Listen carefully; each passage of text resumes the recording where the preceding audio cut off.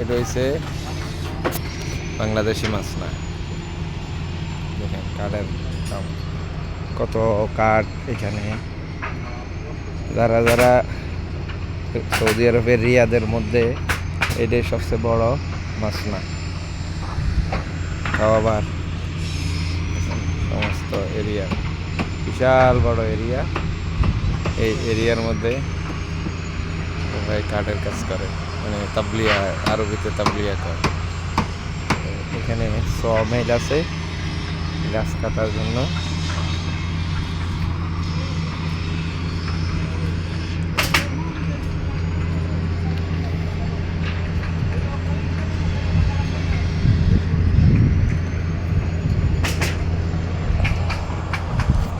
Truck মারার system দেখেন।